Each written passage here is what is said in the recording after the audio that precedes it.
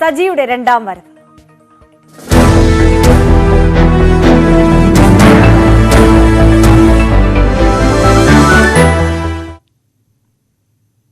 സജി ചെറിയാന്റെ സത്യപ്രതിജ്ഞ വൈകിട്ട് 4 മണിക്ക് രാജ്ഭവനിൽ നടക്കുന്ന ചടങ്ങിൽ ഗവർണർ ആരിഫ് മുഹമ്മദ് ഖാൻ സത്യവാചകം ചൊല്ലിക്കൊടുക്കും. പ്രതിപക്ഷം ചടങ്ങ് ബഹിഷ്കരിക്കും. നേരത്തെ കൈകാര്യം ചെയ്തിരുന്ന സിനിമാ സാംസ്കാരിക വകുപ്പുകൾ തന്നെ സജി ചെറിയാന് ലഭിക്കും.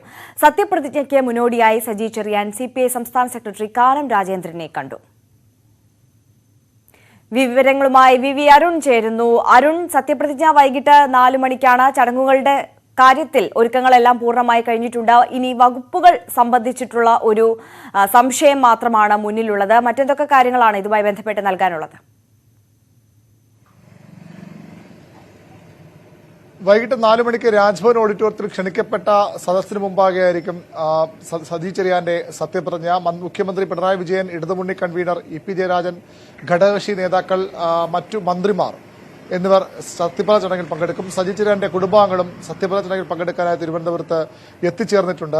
പ്രതിപക്ഷം പൂർണ്ണമായും സത്യപ്രതിജ്ഞ ചടങ്ങുകൾ ബഹിഷ്കരിക്കുകയാണ്. BJP ഭരണഘടനാ ദിനമായി ആചരിച്ചുകൊണ്ടാണ് പ്രതിഷേധം അറിയിക്കുന്നത്. എന്നാൽ ഇടതുമുന്നണി പ്രധാന നേതാക്കളൊക്കെ ഈ സത്യപ്രതിജ്ഞ ചടങ്ങിൽ പങ്കെടുക്കുമെന്നത് ഉറപ്പായി കഴിഞ്ഞു. വളരെ പ്രധാനപ്പെട്ട വകുപ്പുകൾ തന്നെ സജി ചെറിയാൻ ലഭിക്കും. കാരണം അദ്ദേഹം CPMന്റെ സംസ്ഥാന സെക്രട്ടേറിയറ്റ് അംഗമാണ്. സിനിമ, സാംസ്കാരിക, ഫിഷറീസ്, യുവജനകാര്യ വകുപ്പുകളായിരുന്നു സജി ചെറിയാൻ നേരത്തെ കൈകാര്യം ചെയ്തിരുന്നത്. ആ വകുപ്പുകൾ തന്നെ തിരിച്ചു ലഭിച്ചേക്കും. അതിൽ സിനിമാ സാംസ്കാരിക വകുപ്പുകൾ ലഭിക്കുമെന്ന് ഏറെക്കുറെ ഉറപ്പാണ്. ഫിഷറീസ് വകുപ്പിന്റെ കാര്യത്തിലും സജി ചെറിയാന് ലഭിക്കാൻ ഇടപെടുകയാണ് ഇപ്പോൾ പ്രതിപക്ഷ നേതാവ് VD സതീശൻ മാധ്യമങ്ങളെ കാണുന്നു. മാധ്യമ റിപ്പോർട്ട് വന്നപ്പോൾ അദ്ദേഹം പറഞ്ഞത് ഇവിടെ ആർക്കും ഒന്നും ചെയ്യാൻ പറ്റില്ല, ഞാനൊരു കുഴപ്പവും ചെയ്തിട്ടില്ല, ഞാൻ രാജിവെക്കില്ല എന്നാണ്. പക്ഷെ പിന്നീട് അദ്ദേഹത്തിന് രാജിവെക്കേണ്ടി വന്നു. ഇപ്പൊ മുഖ്യമന്ത്രി അറിഞ്ഞുകൊണ്ട്, CPM അറിഞ്ഞുകൊണ്ടാണ് അദ്ദേഹത്തിന്റെ രാജി. ഞങ്ങളുടെ ചോദ്യം, അന്ന് സജി ചെറിയാൻ രാജിവെക്കാൻ ഇടയായ സാഹചര്യത്തിന് ഇപ്പോൾ എന്തു മാറ്റമുണ്ടായി എന്നാണ്. സജി ചെറിയാന്റെ ഭരണഘടനയെ അധിക്ഷേപിച്ച പ്രസംഗത്തെ സംബന്ധിച്ചൊരു കേസ് നിലവിലുണ്ട്. ആ കേസ് ഇപ്പോഴും കോടതിയുടെ മുമ്പിലാണ്. വീണ്ടും ഹൈക്കോടതിയിൽ ഇതുമായി ബന്ധപ്പെട്ടൊരു കേസ് നിലനിൽക്കുന്നുണ്ട്. ആ ഹൈക്കോടതിയോ മജിസ്ട്രേറ്റ് കോടതിയിലോ ഒരു ജുഡീഷ്യൽ സ്ക്രൂട്ടിനി നടത്തി സജി ചെറിയാനെ കുറ്റവിമുക്തനാക്കിയിട്ടില്ല. ഇവിടെ പോലീസ് അന്വേഷിച്ചു. പോലീസ് ആരാ? മുഖ്യമന്ത്രി തന്നെ. മുഖ്യമന്ത്രിയുടെ ആഭ്യന്തര വകുപ്പിലെ പോലീസ് അന്വേഷിച്ചൊരു റിപ്പോർട്ട് കൊടുത്തു. കുറ്റമൊന്നും ചെയ്തിട്ടില്ല.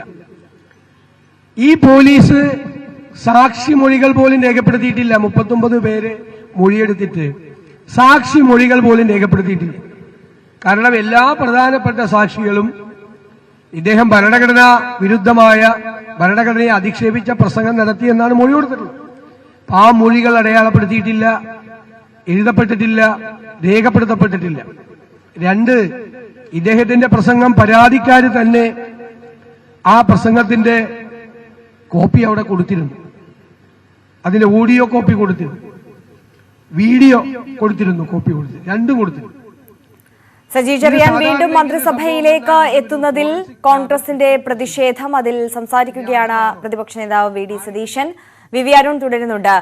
അരുൺ, ഈ പ്രതിപക്ഷം സത്യപ്രതിജ്ഞാ ചടങ്ങ് ബഹിഷ്കരിക്കുമെന്നുള്ളത് നേരത്തെ തന്നെ പറഞ്ഞിരുന്നു. അതോടൊപ്പം തന്നെ BJP വളരെ വലിയ പ്രതിഷേധം ഈ കാര്യത്തിൽ അറിയിച്ചിട്ടുണ്ട്. അവർ ഇന്ന് ഈ ഒരു ദിവസം ഭരണഘടനാ ദിനമായി ആചരിക്കുകയാണ്. ഈ പ്രതിപക്ഷത്തിന്റെ പ്രതിഷേധം സംബന്ധിച്ചിട്ടുള്ള വിവരങ്ങൾ കൂടി.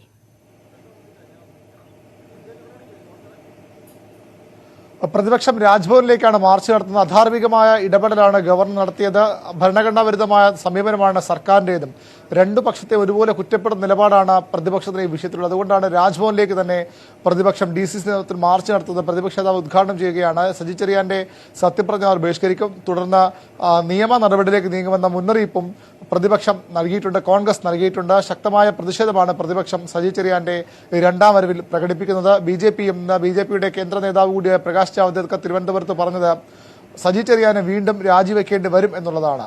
ഭരണഘടനാ വിരുദ്ധ പ്രസംഗം നടത്തിയതിനാണ് അദ്ദേഹം രാജിവെച്ചത്. ആ സാഹചര്യം അതേപോലെ നിലനിൽക്കുന്നത്. അതുകൊണ്ട് എന്തിന് സജി ചെറിയാൻ വീണ്ടും മന്ത്രിസഭയിലേക്ക് എത്ര തിടുക്കത്തിൽ മടങ്ങി വരുന്നുവെന്ന ചോദ്യമാണ് പ്രതിപക്ഷവും BJPയും ഉന്നയിക്കുന്നത്. ഏതായാലും ആ പ്രതിഷേധങ്ങൾ ഒരുപക്ഷെ നിൽക്കുമ്പോഴും സജി ചെറിയാന്റെ സത്യപ്രതിജ്ഞയ്ക്കുള്ള ഒരുക്കങ്ങൾ രാജ്ഭവനിൽ പൂർത്തിയായി കഴിഞ്ഞിരിക്കുന്നു. 4 മണിക്ക് ഗവർണർ ആരിഫ് മുഹമ്മദ് ഖാൻ അദ്ദേഹത്തിന് സത്യവാചകം ചൊല്ലിക്കൊടുക്കും. വകുപ്പുകളുടെ കാര്യത്തിലും ഇന്ന് വൈകിട്ടോടെ തീരുമാനമാകും. സജി ചെറിയാൻ ഏതൊക്കെ വകുപ്പുകൾ എന്ന കാര്യം തീരുമാനിച്ച് മുഖ്യമന്ത്രി പിണറായി വിജയൻ ഗവർണറെ അറിയിക്കും. അവിടെ നിന്ന് ഗവർണർ അത് അംഗീകരിച്ച് വിജ്ഞാപനം ഇറങ്ങുന്നതോടുകൂടി സജി ചെറിയാന്റെ വകുപ്പുകളുടെ കാര്യത്തിലും അന്തിമ തീരുമാനമാകും. ശരി, വി അരുണാണ് വിവരങ്ങൾ നൽകിയത്. സജി ചെറിയാൻ വിഷയത്തിൽ ഗവർണർ മലക്കം മറിഞ്ഞെന്ന് കോൺഗ്രസ് നേതാവ് കെ മുരളീധരൻ. ഡൽഹിയിൽ മുഖ്യമന്ത്രി നടത്തിയ ചില ഓപ്പറേഷനുകളെ തുടർന്നാണോ ഗവർണറുടെ നിലപാട് മാറ്റമെന്ന് സംശയിക്കുന്നതായും മുരളീധരൻ ആരോപിച്ചു. ഇനി ഞാൻ വാചകടിച്ച കക്ഷി ഇന്നലെ മലക്കം പറഞ്ഞു. അത് ഡൽഹിയിലെ മുഖ്യമന്ത്രി നടത്തിയ വല്ല ഓപ്പറേഷന്റെ ഭാഗമാണോ എന്ന് ഞങ്ങൾ സംശയിക്കുന്നു. കാരണം ഇവർ രണ്ടുപേരും അത്യാവശ്യം വേണ്ട ഘട്ടങ്ങളിൽ ഒന്നാവും. ഞങ്ങളെ നശിപ്പിക്കാൻ വേണ്ടി രണ്ടും ഒറ്റക്കെട്ടാന്ന് ഞങ്ങൾക്കറിയാം.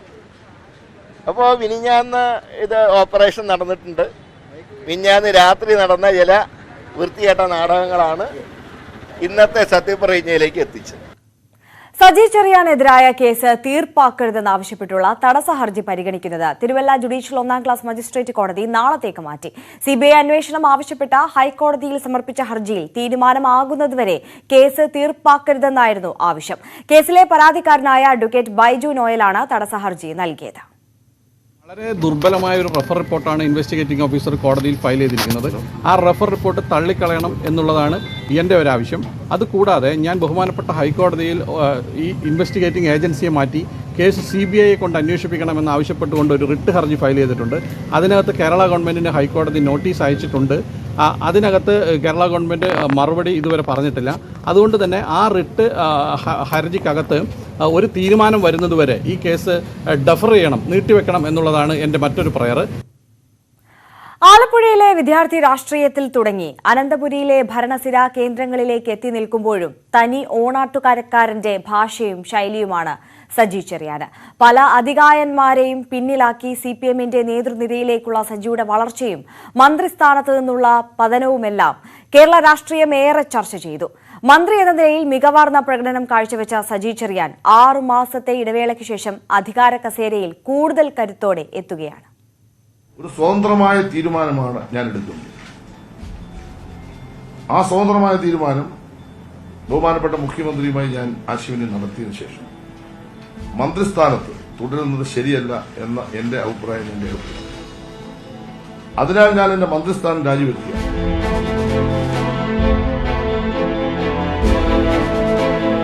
സജി ചെറിയാന്റെ രാജിക്ക് ശേഷം മറ്റൊരു മന്ത്രിയുണ്ടാകുമോ എന്ന ചോദ്യം കേരളമാകെ ഉയർന്നെങ്കിലും ആലപ്പുഴക്കാർക്ക് ഒരു സംശയവും ഉണ്ടായിരുന്നില്ല.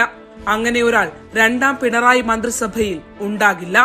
ജില്ലയിലെ പാർട്ടിയേക്കാൾ അക്കാര്യത്തിൽ വാശി സംസ്ഥാന നേതൃത്വത്തിനായിരുന്നു. G. സുധാകരന്റെ അനുയായിയായി വന്ന സജി ചെറിയാൻ VS പിണറായി പോര് രൂക്ഷമായിരുന്ന കാലത്ത് പിരിച്ചുവിടപ്പെട്ട കഞ്ഞിക്കുഴി AC-യുടെ അഡ്ഹോക് കമ്മിറ്റി സെക്രട്ടറിയായിരുന്നു. VS അനുകൂല വിമത ശബ്ദങ്ങളെ അടിച്ചമർത്താൻ പിണറായി പക്ഷം അന്നുപയോഗിച്ച വടിയായിരുന്നു ചെങ്ങന്നൂരിൽ നിന്നുള്ള യുവജന നേതാവ് സജി ചെറിയാൻ. അന്ന് G. സുധാകരന്റെ ഏറ്റവും വിശ്വസ്തനായ അനുയായി. വളരെ പെട്ടെന്നാണ് അദ്ദേഹം ജില്ലാ സെക്രട്ടറി സ്ഥാനത്തേക്ക് എത്തിയത്. KK രാമചന്ദ്രൻ നായരുടെ മരണത്തോടെ ചെങ്ങന്നൂരിൽ MLA. ഇളകിമറിഞ്ഞ മണ്ഡലം പിന്നെ CPMന്റെ ഉറച്ച കോട്ടയായി. പുതിയ മുഖങ്ങളെ അണിനിരത്തി 2ാം പിണറായി സർക്കാർ തെരഞ്ഞെടുപ്പിനെ അഭിമുഖീകരിച്ചപ്പോൾ സജി ചെറിയാന് ആദ്യം പുറന്തള്ളേണ്ടി വന്നത് സ്വന്തം നേതാവായ G. സുധാകരനെ തന്നെയെന്നതും ചരിത്രം. ഒട്ടും പ്രതീക്ഷിക്കാത്ത തിരിച്ചടിയിൽ സുധാകരൻ വീണുപോയപ്പോൾ മന്ത്രിയായും സംസ്ഥാന സെക്രട്ടേറിയറ്റ് അംഗമായും കൂടുതൽ കരുത്താർജിക്കുകയായിരുന്നു സജി ചെറിയാൻ. ജില്ലയിലെ പാർട്ടിയിലും അപ്രമാദിത്വം അദ്ദേഹം അരക്കിട്ടുറപ്പിച്ചു. ഒടുവിൽ നാവുപിഴയിൽ മന്ത്രിസഭയിൽ നിന്ന് പുറത്തേക്ക് പോകുമ്പോഴും മടങ്ങി വരുമെന്ന ഉറച്ച ആത്മവിശ്വാസം മറ്റാരെക്കാളും സജി ചെറിയാനുണ്ടായിരുന്നു. ഞാൻ രാജിവെച്ചതിന്റെ ധാർമ്മികത പാർട്ടിയുടെ ധാർമ്മികത ഒത്തുപിടിച്ചു. ആ സമയത്ത് പറഞ്ഞിട്ടുള്ള കാര്യങ്ങൾ വളരെ വ്യക്തമാണ്. ഞാൻ നിയമവിരുദ്ധമായോ ഭരണഘടനാ വിരുദ്ധമായോ ഒരു കാര്യവും പറഞ്ഞിട്ടില്ല. രാഷ്ട്രീയ ജീവിതത്തിൽ വിമർശനങ്ങൾ ഏറെയുണ്ടെങ്കിലും മികച്ച ഭരണകർത്താവാണ് സജി ചെറിയാൻ എന്ന കാര്യത്തിൽ ഭിന്നാഭിപ്രായങ്ങളില്ല. ശരണ്യ സ്നേഹജൻ, ന്യൂസ് 18, ആലപ്പുഴ. സർക്കാർ ഗവർണർ പോരിൽ നിർണായക വഴിത്തിരിവ്. ഗവർണറുടെ നയപ്രഖ്യാപന പ്രസംഗത്തോടെ ബജറ്റ് സമ്മേളനം ചേരാൻ സർക്കാർ തീരുമാനിച്ചു. ഇരുഭാഗവും തമ്മിലുള്ള രൂക്ഷമായ ഏറ്റുമുട്ടലിലെ മഞ്ഞുരുക്കൽ നീക്കമായാണ് ഇത് വിലയിരുത്തപ്പെടുന്നത്. നാളെ പ്രത്യേക മന്ത്രിസഭായോഗം ചേർന്ന് സഭാ സമ്മേളനത്തിനുള്ള തീയതി നിശ്ചയിക്കും. സർവകലാശാല വിഷയത്തിൽ തുടങ്ങിയ ഭിന്നത മുഖ്യമന്ത്രിയും ഗവർണറും നേരിട്ട് ആരോപണ പ്രത്യാരോപണങ്ങൾ ഉന്നയിക്കുന്നവരെ നീണ്ടു. ഇടതുമുന്നണിയുടെ രാജ്ഭവൻ മാർച്ച് ഗവർണർക്ക് പ്രതിരോധം തീർത്ത BJP, ഇരുപക്ഷത്തെയും കുറ്റപ്പെടുത്തി പ്രതിപക്ഷം. അത്തരത്തിൽ അത്യന്തം സംഘർഷം നിറഞ്ഞ സർക്കാർ ഗവർണർ ബന്ധം അതാണ് സമവായ വഴിയിലേക്ക് ഇപ്പോൾ നീങ്ങുന്നത്. സർക്കാരിനെ അധികം സമ്മർദ്ദത്തിലാക്കാതെ സത്യപ്രതിജ്ഞയ്ക്ക് അനുമതി നൽകിയ ഗവർണറാണ് വിട്ടുവീഴ്ചയുടെ സൂചനകൾ ആദ്യം നൽകിയത്. അത് അംഗീകരിച്ച് സർക്കാരും അതേ മാർഗത്തിലെത്തി. സർക്കാരിനെ നിരന്തരം സമ്മർദ്ദത്തിലാക്കുന്ന ഗവർണറെ കൊണ്ട് സർക്കാരിന്റെ നയം ഉടൻ പ്രഖ്യാപിക്കേണ്ട എന്നതായിരുന്നു മുൻ നിലപാട്. അതുകൊണ്ടാണ് കഴിഞ്ഞ മാസം അവസാനം ചേർന്ന നിയമസഭാ സമ്മേളനം ഈ മാസവും തുടരാൻ ആലോചിച്ചത്. എന്നാൽ നിയമസഭയുടെ 7ാം സമ്മേളനം അനിശ്ചിതകാലത്തേക്ക് പിരിഞ്ഞതായി ഗവർണറെ അറിയിക്കാനാണ് ഇപ്പോഴത്തെ തീരുമാനം. അതോടെ പുതിയ കലണ്ടർ വർഷത്തിൽ ഗവർണറുടെ നയപ്രഖ്യാപന പ്രസംഗത്തോടെ സഭാ സമ്മേളനം തുടങ്ങേണ്ടി വരും. നിയമസഭയുടെ ബജറ്റ് സമ്മേളനമാണ് ഇനി ചേരേണ്ടത്. ജനുവരി അവസാന ആഴ്ച നയപ്രഖ്യാപന പ്രസംഗത്തോടെ സമ്മേളനം ചേരും. നാളത്തെ മന്ത്രിസഭാ യോഗം ഇതിന്റെ സമയക്രമം നിശ്ചയിക്കും. CPI ഉൾപ്പെടെയുള്ള ഘടകകക്ഷികളുമായി ആലോചിച്ചാണ് സർക്കാർ ഇത്തരമൊരു തീരുമാനത്തിൽ എത്തിച്ചേർന്നത്. സർവകലാശാല ഭേദഗതി അടക്കമുള്ള പ്രധാനപ്പെട്ട ബില്ലുകളിൽ ഒപ്പുവയ്ക്കാത്ത ഗവർണർക്കെതിരെ തുടർന്ന് എന്ത് സമീപനം സ്വീകരിക്കുമെന്ന കാര്യത്തിൽ വ്യക്തതയില്ല. ഭരണഘടനാ വിരുദ്ധ പ്രസംഗം നടത്തിയ സജി ചെറിയാനെ വീണ്ടും മന്ത്രിയാക്കുന്നതിനോട് വ്യക്തിപരമായി ഗവർണർ ആരിഫ് മുഹമ്മദ് ഖാന് യോജിപ്പില്ലായിരുന്നു. എങ്കിലും ഭരണഘടനാപരമായ ഉത്തരവാദിത്വം എന്ന നിലയിൽ അദ്ദേഹം സത്യപ്രതിജ്ഞയ്ക്ക് അനുമതി നൽകുകയാണ് ഉണ്ടായത്. സർക്കാരും അതുതന്നെയാണ് ചെയ്യുന്നത്. നയപ്രഖ്യാപന പ്രസംഗമെന്ന ഭരണഘടനാ ഉത്തരവാദിത്വം നിർവഹിക്കാൻ ഗവർണറെ സർക്കാരും അനുവദിക്കും. എത്രനാൾ ഈ മഞ്ഞുനഗരം സമവായ പാതയും ഇരുപക്ഷവും തുടരുമെന്നതാണ് അറിയേണ്ടത്. VV Arun, news 18, Thiruvananthapuram. കോട്ടയത്ത് ഭക്ഷ്യവിഷബാധയ്ക്ക് പിന്നാലെ നഴ്സ് മരിച്ച സംഭവത്തിൽ പോലീസ് നടപടിയിൽ വീഴ്ച ആരോപിച്ച് കുടുംബം. പ്രാഥമിക വിവര റിപ്പോർട്ടിലടക്കം ഭക്ഷ്യവിഷബാധ എന്ന് എഴുതാത്തത് ചൂണ്ടിക്കാട്ടിയാണ് കുടുംബം രംഗത്ത് വന്നത്. അതേസമയം ശാസ്ത്രീയ പരിശോധനാ ഫലം കാത്തിരിക്കാനാണ് പോലീസ് തീരുമാനം. നടപടിക്രമങ്ങൾ പൂർത്തിയാക്കാതെ ഹോട്ടൽ തുറന്നതിൽ വീഴ്ച വരുത്തിയ ഉദ്യോഗസ്ഥനെ നഗരസഭ സസ്പെൻഡ് ചെയ്തു. ഭക്ഷ്യവിഷബാധയ്ക്ക് പിന്നാലെ നഴ്സ് മരിച്ച സംഭവത്തിൽ നടപടികൾ വൈകുമെന്ന സൂചനയാണ് ഒടുവിൽ പുറത്തുവരുന്നത്. പോലീസ് രജിസ്റ്റർ ചെയ്ത FIR-നെതിരെ കുടുംബം രംഗത്ത് വന്നു. ഭക്ഷണം കഴിച്ചതിന് ശേഷമാണ് ചേച്ചിക്ക് ഈ ശാരീരിക അസ്വസ്ഥത ഉണ്ടായത്.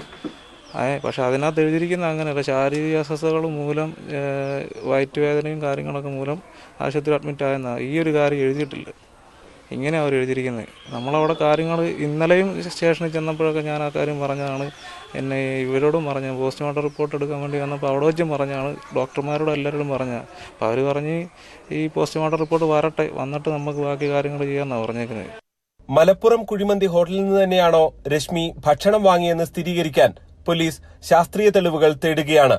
ഇക്കാര്യത്തിൽ മൊബൈൽ ഫോണിൽ നിന്ന് കാര്യമായ വിവരങ്ങൾ ലഭിച്ചിട്ടില്ല എന്നാണ് പോലീസ് പറയുന്നത്.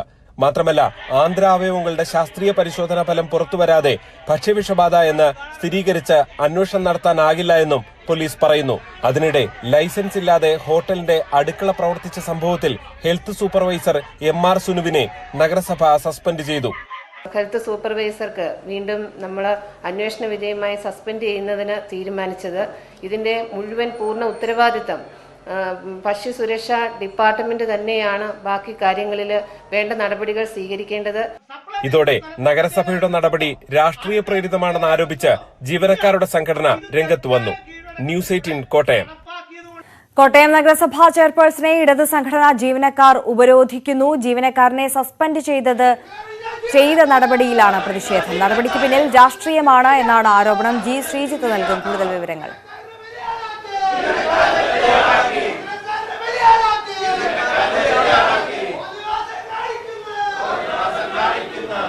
ശ്രീജിത്ത്, ഇപ്പോൾ നഗരസഭാ ചെയർപേഴ്സണെ ഇടത് സംഘടനാ ജീവനക്കാർ ഈ ജീവനക്കാരനെ സസ്പെൻഡ് ചെയ്തതുമായി ബന്ധപ്പെട്ട് ഉപരോധിക്കുകയാണ്. പിന്നിൽ രാഷ്ട്രീയമാണ് എന്നുള്ളതാണ് ഇവരുടെ ആരോപണം. എന്താണ് സംഭവിക്കുന്നത് അവിടെ? എന്തായാലും ഈ സംഭവത്തിൽ രാഷ്ട്രീയം കൂടി ഉയർന്നു വരികയാണ് ആര്യ. പ്രത്യേകിച്ച് ഈ ഒരു ജീവനക്കാരനെ മാത്രം സസ്പെൻഡ് ചെയ്ത നടപടി രാഷ്ട്രീയ പ്രേരിതമാണ് എന്നാണ് നഗരസഭയിലെ ഇടത് ജീവനക്കാരുടെ സംഘടന ആരോപിക്കുന്നത്. പ്രത്യേകിച്ച് ഈ ഒരു ഹോട്ടൽ വീണ്ടും പ്രവർത്തിക്കാനുള്ള ഈ നഗരസഭാ ചെയർപേഴ്സന്റെ ഭാഗത്ത് നിന്ന് പോലും സമ്മർദ്ദമുണ്ടായതായി ഇവർ ആരോപിക്കുന്നു. മാത്രവുമല്ല, അന്ന് ഈ കുഴിമന്തി ഈ ഭക്ഷണം വാങ്ങി എന്ന് പറയുന്ന ദിവസം ഈ ജീവനക്കാരന് അവധിയായിരുന്നു. പകരം കോൺഗ്രസ് സംഘടനാ നേതാവായിരുന്ന തങ്കത്തിനായിരുന്നു ചുമതലയുണ്ടായിരുന്നത്. അതുകൊണ്ട് തന്നെ തങ്കത്തെയായിരുന്നു സസ്പെൻഡ് ചെയ്യേണ്ടിയിരുന്നത് എന്നാണ് ഇടത് സംഘടനാ ജീവനക്കാർ ആരോപിക്കുന്നത്. എന്തായാലും ഇതിപ്പോൾ നഗരസഭാ കവാടത്തിന് മുന്നിലേക്ക് നഗരസഭയുടെ മുന്നിലേക്ക് ഈ ഉപരോധ സമരം എത്തിയിരിക്കുകയാണ്. അതായത് ഈ നടപടി പിൻവലിക്കണം. MR സുനുവാണ് ഈ ജീവനക്കാരൻ, സസ്പെൻഡ് ചെയ്യപ്പെട്ട ഈ ജീവനക്കാരനെ തിരിച്ചെടുക്കണം എന്നാവശ്യപ്പെട്ടുകൊണ്ടാണ് ഈ ഒരു ഉപരോധം നടക്കുന്നത്. അല്പസമയം മുൻപാണ് നഗരസഭാ ചെയർപേഴ്സൺ ബിൻസി സെബാസ്റ്റ്യനെ ഈ ജീവനക്കാർ ഉപരോധിക്കാൻ തുടങ്ങിയത്. ശ്രീജിത്ത്, ഈ സംഭവം നടക്കുന്ന ദിവസം ഈ ജീവനക്കാരൻ ലീവിലായിരുന്നു എന്ന് പറയുന്നത് കൊണ്ട് എന്തെങ്കിലും പ്രായോഗികമായി നമുക്ക് അതിനെ എങ്ങനെ കണക്കാക്കാൻ സാധിക്കും? കാരണം അത് വളരെ അപ്രസക്തമായ ഒരു കാര്യമല്ലേ. ഈ ഹോട്ടലിന് വീണ്ടും തുറക്കാൻ അനുമതി നൽകിയ ഉദ്യോഗസ്ഥനെയല്ലേ സസ്പെൻഡ് ചെയ്തിരിക്കുന്നത്. അത് നിയമപരമായി നോക്കുമ്പോൾ നഗരസഭയുടെ ഭാഗത്തു നിന്ന് കൃത്യമായ ഒരു ഇടപെടൽ ആണ് ഇപ്പോഴെങ്കിലും വൈകിയ വേളയിലാണെങ്കിലും ഉണ്ടായത് എന്നല്ലേ കണക്കാക്കേണ്ടത്? ഇത് രണ്ട് വിഷയങ്ങളുണ്ട്. ഒന്ന്, ഈ നഗരസഭയിലെ അടുക്കളയാണ് പ്രവർത്തിച്ചിരുന്നത്. അതായത് അടുക്കളയ്ക്ക് പ്രത്യേക ലൈസൻസ് ഉണ്ടായിരുന്നില്ല. ഈ അടുക്കളയും ഹോട്ടലും ഒരുമിച്ച് പ്രവർത്തിക്കണമെന്ന നിർദ്ദേശമായിരുന്നു നഗരസഭ നൽകിയത്. ആ നഗരസഭയുടെ നിർദ്ദേശം അട്ടിമറിച്ചുകൊണ്ട് പ്രവർത്തിച്ചു എന്നുള്ളതാണ്. അതിൽ സൂപ്പർവൈസറായ സുനുവിന് വീഴ്ച വന്നിട്ടുണ്ട്. അത് ഏതെങ്കിലും ഒരു ദിവസം അവധിയാണോ അല്ലയോ എന്നുള്ളതല്ല, അതിനപ്പുറത്തേക്ക് വീഴ്ച വന്നിട്ടുണ്ട് എന്നാണ് നഗരസഭ കണ്ടെത്തുകയും അയാൾക്കെതിരെ നടപടിയെടുക്കുകയും ചെയ്തത്. പക്ഷേ ഇടതു സംഘടനാ നേതാക്കൾ ചൂണ്ടിക്കാണിക്കുന്ന മറ്റൊരു പ്രധാനപ്പെട്ട വിഷയം ഈ ഹോട്ടലിൽ ശുചിത്വമുണ്ടോ എന്നുള്ള കാര്യങ്ങൾ അടക്കം ചൂണ്ടിക്കാണിച്ചുകൊണ്ട് ലൈസൻസ് നൽകുക എന്നുള്ളത് മാത്രമാണ്. ഭക്ഷണത്തിന്റെ ക്വാളിറ്റി അതിൽ മായം ചേർന്നിട്ടുണ്ടോ ഇതെല്ലാം പരിശോധിക്കേണ്ടത് ഭക്ഷ്യസുരക്ഷാ വിഭാഗമാണ് എന്നതാണ്. എന്തായാലും ഒരു കാര്യം ഉറപ്പാണ്, ഈ നഗരസഭാ ജീവനക്കാരന്റെ ഭാഗത്ത് സൂപ്പർവൈസറുടെ ഭാഗത്ത് നിന്ന് അടക്കം വീഴ്ച വന്നിട്ടുണ്ട്. കാരണം ഇങ്ങനെ അനുമതിയില്ലാതെ ഒരു അടുക്കള പ്രവർത്തിക്കുന്നത് അത് പരിശോധിച്ച് കണ്ടെത്തേണ്ടത് സൂപ്പർവൈസറിന്റെ ചുമതലയായിരുന്നു. പക്ഷെ അത് കണ്ടെത്തിയിട്ടില്ല. അതുകൊണ്ട് തന്നെ നടപടി ഒരു പരിധിവരെ രാഷ്ട്രീയമായ ആയുധമാക്കി ഇരുപക്ഷവും UDF-ഉം LDF-ഉം ഉപയോഗിക്കുന്നു എന്നത് മാത്രമാണ് ഇതിൽ എടുത്തു പറയാനുള്ളത്.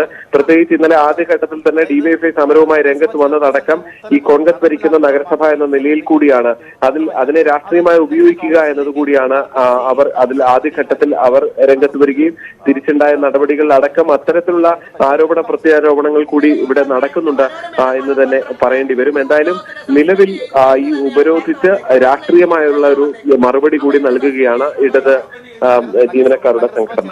ശരി, ശ്രീജിത്താണോ വിവരങ്ങൾ നൽകിയത്? നഗരസഭ ചെയർപേഴ്സൺ 3-ാം തീയതി സസ്പെൻഡ് ചെയ്ത് ഉത്തരവായിട്ടാണ് അതിന്റെ പ്രൊസീഡിംഗാണ് ഇന്ന് ഇറങ്ങുന്നത്. ഉത്തരവ് സെക്രട്ടറി ഒപ്പിട്ട ഉത്തരവുണ്ടോ? അതാണ്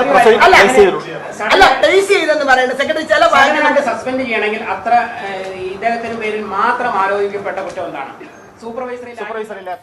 വി.ഡി. സതീശൻ സംസാരിക്കുകയാണ് തത്സമയത്തിലേക്ക്. കുറ്റവിമുക്തരാക്കിയിട്ടില്ല.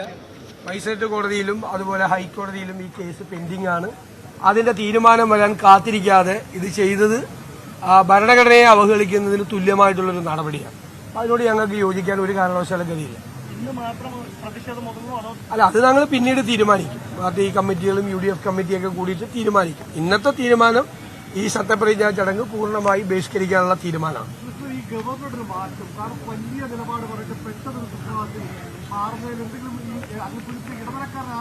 അത് നിങ്ങൾക്കാണല്ലോ മാറിയതായിട്ട് തോന്നുന്നത്. ഞങ്ങൾക്ക് ഇതുവരെ തോന്നിയിട്ടില്ലല്ലോ. ഞങ്ങൾ ആദ്യം മുതലേ പറയുന്നുണ്ടല്ലോ, സർവകലാശാല വിഷയത്തിൽ ഉൾപ്പെടെയുള്ള മുഴുവൻ കാര്യങ്ങളിലും സർക്കാരും ഗവർണറും ഒരുമിച്ചാണ് എല്ലാ കുഴപ്പങ്ങളും ചെയ്തത്.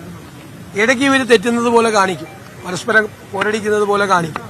പക്ഷെ അത് സെറ്റിൽ ചെയ്യാൻ വേണ്ടിയിട്ടുള്ള ഇടനിലക്കാരുണ്ട്. ഞാൻ 2 ദിവസം മുമ്പേ പറഞ്ഞല്ലോ ഇത് സെറ്റിൽമെന്റ് ആവുമെന്ന്.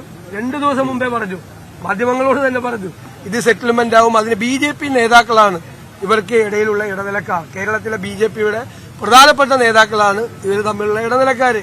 അവരാണ് ഈ ജോലി ചെയ്തുകൊണ്ടിരിക്കുന്നത്. സർക്കാരും ഗവർണറും തമ്മിൽ പോരുണ്ട് എന്ന് രണ്ടുപേരും അഭിനയിക്കുകയാണ്.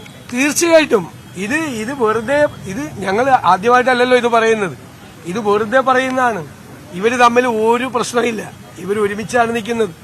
എന്താണ് ഇപ്പൊ ബില്ല് കൊണ്ടുവന്ന കാര്യം പറയും ഗവർണർക്കെതിരെ. ഞാൻ ചാൻസലർ സ്ഥാനത്ത് നിന്ന് ഒഴിയാം തയ്യാറാണ് എന്ന് പറഞ്ഞപ്പോ അയ്യോ അച്ഛാ പോവല്ലേ എന്ന് പറഞ്ഞ് 3 പ്രാവശ്യം പോയി കത്തെഴുതി ഒഴിയല്ലേ എന്ന് പറഞ്ഞ ആളല്ലേ മുഖ്യമന്ത്രി. ഇപ്പൊ എന്നിട്ട് ഗവർണറെ മാറ്റാൻ വേണ്ടി ഞങ്ങൾ ബില്ല് കൊണ്ടുവന്നിരിക്കുന്നു എന്ന് പറഞ്ഞ് അതിന്റെ ക്രെഡിറ്റ് എടുക്കുകയാണ്.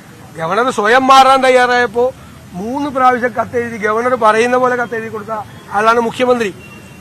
ഇവിടെ ഇത്തരം വിവാദങ്ങളുടെ ഇടയിൽ സംസ്ഥാനത്തിന്റെ യഥാർത്ഥ സ്ഥിതിയെ മറച്ചുവെക്കാനാണ് ഇവർ ശ്രമിക്കുന്നത്.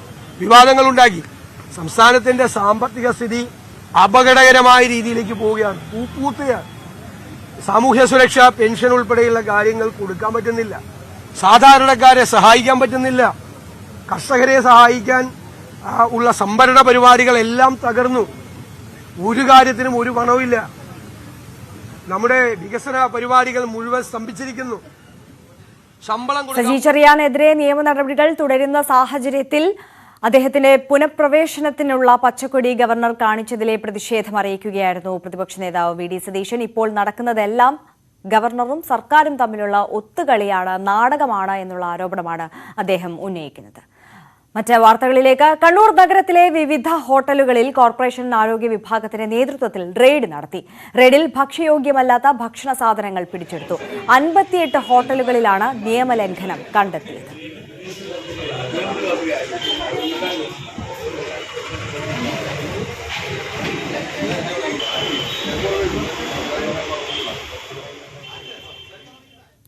PFI സ്വത്ത് കണ്ടുകെട്ടുന്ന നടപടിക്ക് റവന്യൂ വകുപ്പിന് സഹായം ഉറപ്പാക്കാൻ പോലീസിന് നിർദ്ദേശം. സെപ്റ്റംബർ 23 അക്രമ കേസുകളിലെ പ്രതിപട്ടികയിൽ ഉൾപ്പെട്ട 3785 പേരുടെ വിശദവിവരങ്ങൾ കൈമാറാനും നിർദ്ദേശമുണ്ട്. സ്വത്ത് കണ്ടുകെട്ടൽ നടപടികൾക്ക് മതിയായ സുരക്ഷ ഉറപ്പാക്കണം. റവന്യൂ റിക്കവറി നടപടികളുമായി ബന്ധപ്പെട്ട നിർണായക വിവരങ്ങൾ അടങ്ങിയ കോൺഫിഡൻഷ്യൽ ഫയൽ ആഭ്യന്തര വകുപ്പിൽ നിന്ന് DGPയുടെ ഓഫീസിലേക്ക് കൈമാറി.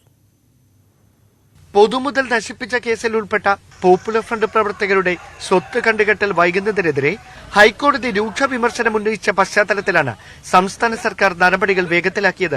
കഴിഞ്ഞ സെപ്റ്റംബർ 23 പോപ്പുലർ ഫ്രണ്ട് സംസ്ഥാന വ്യാപകമായി നടത്തിയ ഹർത്താലിലെ അക്രമ സംഭവങ്ങളിൽ 5.2 കോടി രൂപയുടെ പൊതുമുതൽ നശിപ്പിക്കപ്പെട്ടതായാണ് കണക്കുകൾ. ഇത് വീണ്ടെടുക്കുന്നതിന്റെ ഭാഗമായാണ് 14 ജില്ലകളിലെയും പോലീസ് സ്റ്റേഷനുകളിൽ രജിസ്റ്റർ ചെയ്തിരിക്കുന്ന കേസുകളിൽ ഉൾപ്പെട്ട 3785 പോപ്പുലർ ഫ്രണ്ട് പ്രവർത്തകരുടെ വിശദാംശങ്ങൾ റവന്യൂ വകുപ്പിന് കൈമാറാൻ പോലീസിന് നിർദ്ദേശം നൽകിയിരിക്കുന്നത്. വകുപ്പ് തല നടപടികൾ പുരോഗമിക്കുമ്പോൾ ഉണ്ടാകാനിടയുള്ള ക്രമസമാധാന പ്രശ്നങ്ങൾ മുന്നിൽ കണ്ട് സുരക്ഷാ മുൻകരുതലുകൾ ഒരുക്കാനും ആഭ്യന്തര വകുപ്പ് സംസ്ഥാന പോലീസ് മേധാവിക്ക് കൈമാറിയ കോൺഫിഡൻഷ്യൽ ഫയലിൽ പരാമർശമുള്ളതായാണ് സൂചന. സ്വത്ത് കണ്ടുകെട്ടൽ നടപടിയുമായി ബന്ധപ്പെട്ട പോലീസ് മുന്നൊരുക്കങ്ങൾ ഏകോപിപ്പിക്കാൻ ക്രമസമാധാന ചുമതലയുള്ള ADGPയെ സംസ്ഥാന പോലീസ് മേധാവി അനിൽകാന്ത് ചുമതലപ്പെടുത്തിയതായാണ് വിവരം. 1 മാസത്തിനകം റവന്യൂ റിക്കവറി നടപടി പൂർത്തിയാക്കുമെന്നായിരുന്നു കഴിഞ്ഞ ഡിസംബർ 23 സംസ്ഥാന സർക്കാർ ഹൈക്കോടതിയെ അറിയിച്ചത്. ഈ പശ്ചാത്തലത്തിലാണ് ജനുവരി 15 മുമ്പ് നടപടികൾ പൂർത്തിയാക്കി ഹൈക്കോടതിയിൽ റിപ്പോർട്ട് സമർപ്പിക്കുന്നതിനുള്ള തയ്യാറെടുപ്പുകൾ സംസ്ഥാന സർക്കാർ നടത്തിക്കൊണ്ടിരിക്കുന്നത്. Dan Kurian, news 18, Thiruvananthapuram. യുവ സംവിധായിക നയന സൂര്യന്റെ മൃതദേഹം കണ്ടെത്തിയ കിടപ്പുമുറി അകത്തുനിന്ന് പൂട്ടിയിരുന്നു എന്നതിൽ അവ്യക്തത.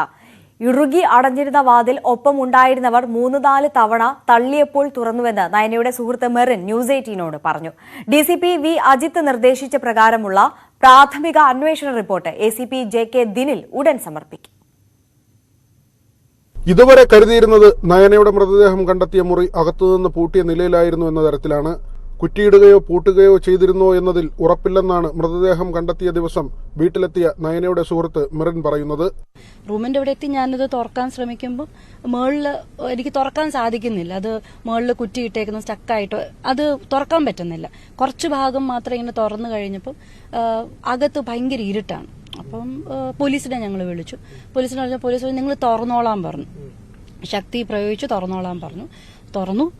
തുറന്നു കഴിഞ്ഞ് ഞാൻ ആ ലൈറ്റ് ഇട്ട് കഴിഞ്ഞപ്പോൾ ആള് എന്താ പറയുക കിടക്കുകയാണ്, പാവിരിച്ചിട്ടാണ്. സ്വയം ശരീരത്തെ പീഡിപ്പിച്ച് നയന മരിക്കുമെന്ന് കരുതുന്നില്ല.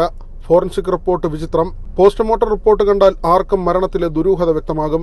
ഇങ്ങനെ ഒരു പോസ്റ്റ്മോർട്ടം റിപ്പോർട്ട് ഉണ്ടായിട്ടും എന്തുകൊണ്ട് പോലീസ് അന്വേഷിച്ചില്ലെന്ന് മനസ്സിലാകുന്നില്ലെന്നും സുഹൃത്തിന്റെ പ്രതികരണം. ഞാൻ കണ്ട പോസ്റ്റ്മോർട്ടം റിപ്പോർട്ടിനകത്ത് I really don't think anybody can do that kind of an infliction upon themselves. അതായത് ഒറ്റയ്ക്ക് തന്നെത്താൻ ഇരുന്ന് ഇത്രയും എന്താ പറയുക ക്രൂരമായി ഒരാളെ തന്നെ പരിക്കേൽപ്പിക്കാൻ പറ്റുമെന്ന് എനിക്ക് ആ റിപ്പോർട്ട് കണ്ടിട്ട് തോന്നുന്നേയില്ല. കേസിൽ DCP നിർദ്ദേശിച്ച പ്രകാരമുള്ള പ്രാഥമിക അന്വേഷണ റിപ്പോർട്ട് DCRBAC JK ദിനിൽ ഇന്നോ നാളെയോ സമർപ്പിക്കും. മാധ്യമപ്രവർത്തകൻ KM ബഷീർ കൊല്ലപ്പെട്ട സംഭവത്തിൽ ശ്രീറാം വെങ്കിട്ടരാമന് കേസിന്റെ ആദ്യഘട്ടത്തിൽ പഴുതു നൽകിയ അതേ അന്വേഷണ ഉദ്യോഗസ്ഥനാണ് നയനയുടെ കേസും ആദ്യഘട്ടത്തിൽ അന്വേഷിച്ചത്.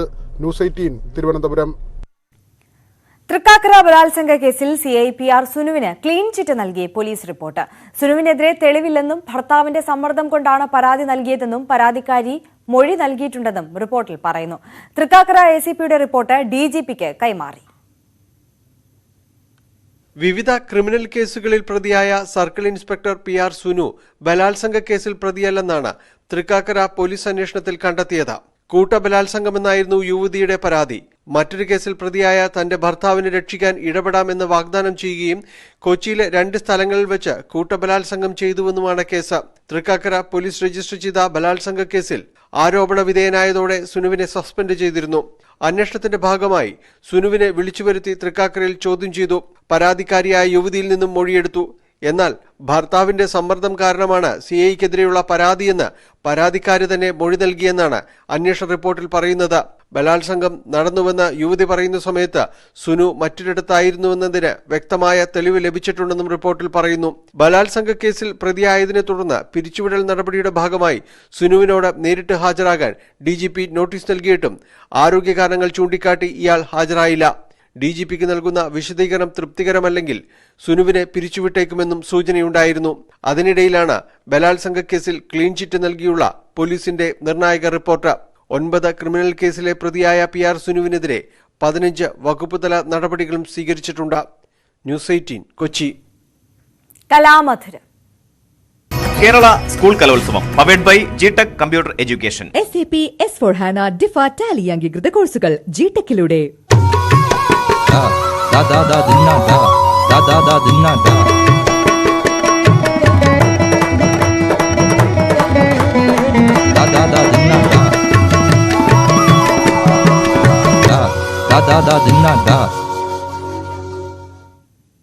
സംസ്ഥാന സ്കൂൾ കലോത്സവത്തിന്റെ 2ാം ദിനം പകുതി പിന്നിടുമ്പോൾ കണ്ണൂരും കോഴിക്കോടും തമ്മിൽ ഇഞ്ചോടിഞ്ച് പോരാട്ടം. 250 പോയിന്റുമായി കണ്ണൂർ 1ാം സ്ഥാനത്താണ്.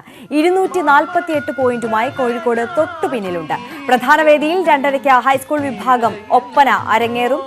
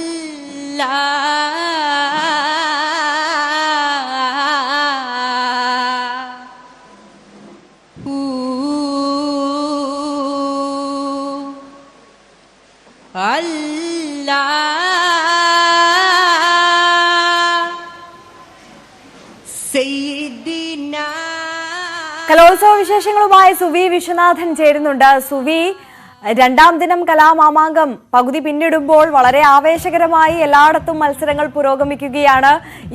ഇനിയിപ്പോൾ ഉള്ള പ്രധാനപ്പെട്ട മത്സരങ്ങൾ എങ്ങനെയൊക്കെയാണ്? അവിടുത്തെ മറ്റു വിശേഷങ്ങൾ കൂടി.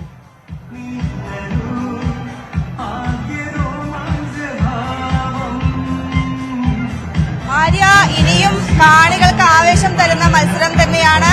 പ്രത്യേകിച്ചും ഒപ്പന മത്സരമാണ് ഇനി പ്രധാന വേദിയിൽ നടക്കാൻ പോകുന്നത്. നമുക്കറിയാം, കോഴിക്കോട് മലപ്പുറം ഭാഗത്തുള്ളവർക്ക് ഏറ്റവും ഇഷ്ടപ്പെട്ട ഒരു കലാരൂപങ്ങളിൽ ഒന്നാണ് ഒപ്പന. ആ ഒപ്പനയാണ് ഇനി നടക്കാൻ പോകുന്നത്. ഹൈസ്കൂൾ വിഭാഗം ഒപ്പന ഉച്ചയ്ക്ക് 2 മണിയോടുകൂടി പ്രധാന വേദിയിൽ ആരംഭിക്കും.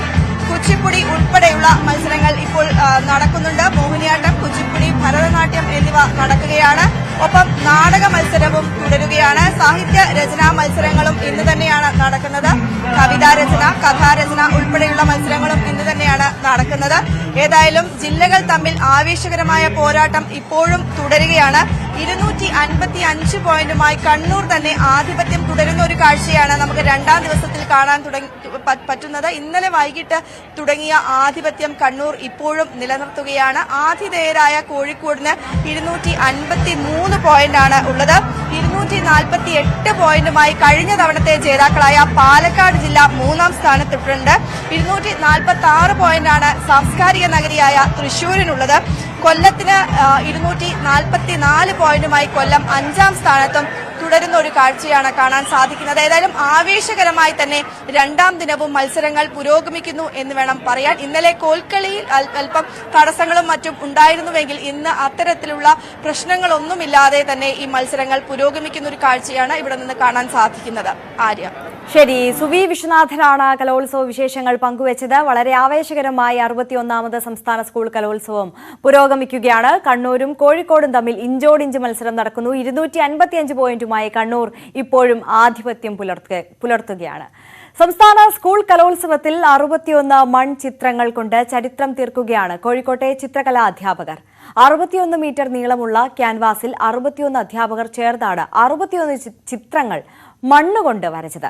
സംസ്ഥാനത്ത് കലോത്സവ നഗരിയിൽ ആദ്യമായി വരയ്ക്കുന്ന മൺചിത്രങ്ങൾ എന്ന നേട്ടത്തിനൊപ്പം ഗിന്നസ് റെക്കോർഡ് കൂടി ലക്ഷ്യമിട്ടാണ് അധ്യാപകരുടെ ചിത്രരചന. നിലവിൽ 8 മീറ്റർ മൺചിത്രത്തിനാണ് ഗിന്നസ് റെക്കോർഡ്. 2 മണിക്കൂർ കൊണ്ടാണ് ചിത്രരചന പൂർത്തിയാക്കിയത്. Cameraman Sreejith C Kallumutti mobile ഫോണിൽ പകർത്തിയ ദൃശ്യങ്ങളിലേക്ക്.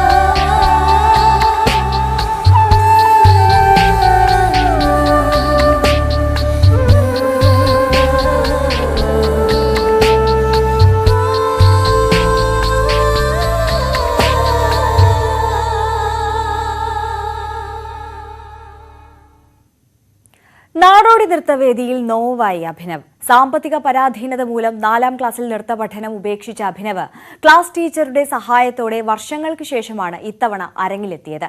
സംസ്ഥാന കലോത്സവ വേദിയിൽ എത്തിയതിന്റെ സന്തോഷത്തിലാണ് അഭിനവും അധ്യാപികയും.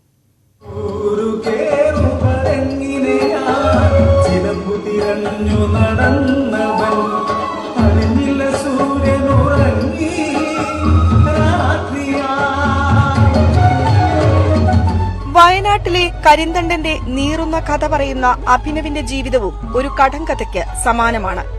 അച്ഛന്റെ രോഗം മൂലം കുഞ്ഞുനാളിൽ പഠനം ഉപേക്ഷിക്കേണ്ടി വന്ന അഭിനവിന് സ്വപ്നം യാഥാർത്ഥ്യമാക്കുന്നതായി ഇത്തവണത്തെ കലോത്സവ വേദി.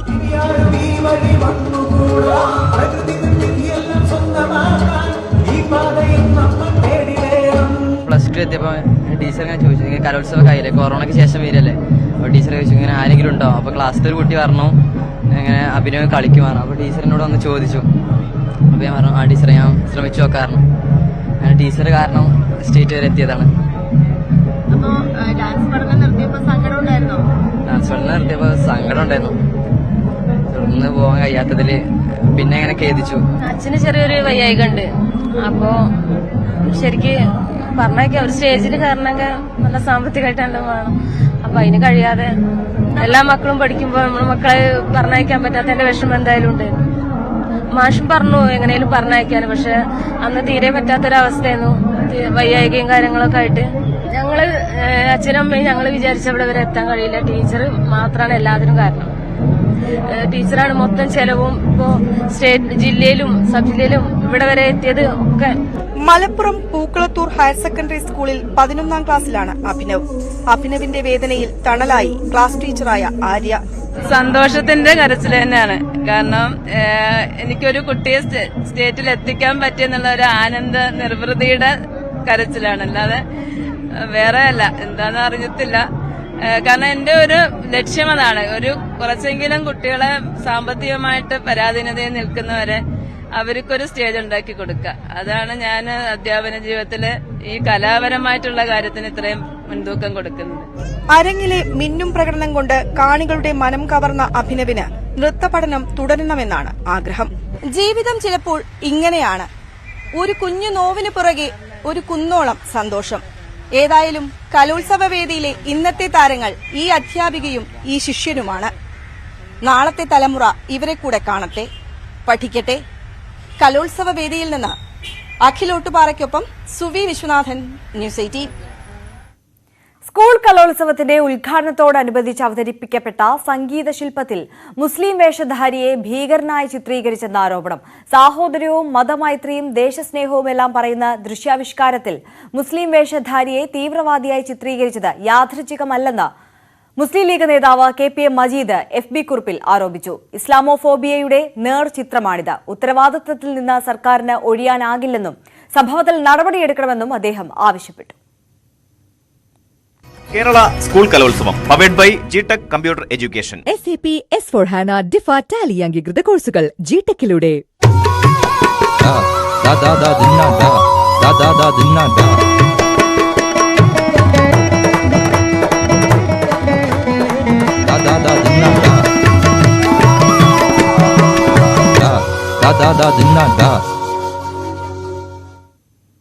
ഇടവേളയാണ്. വാർത്തകൾ അവസാനിക്കുന്നില്ല. വാർത്തകൾ ഇടവേളകളില്ലാതെ ന്യൂസ് 18 യൂട്യൂബ് ചാനൽ.